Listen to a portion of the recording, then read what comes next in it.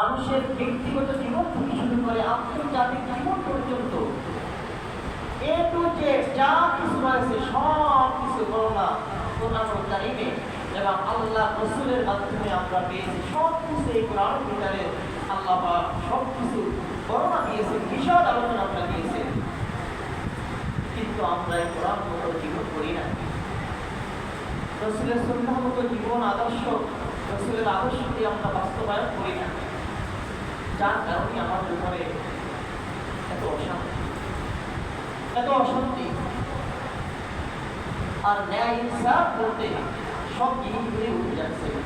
কিয়ামতের ময়দানে এগুলো উঠে যাবে, কিয়ামতের আগে আগে এই জিনিসগুলো উঠে যাবে।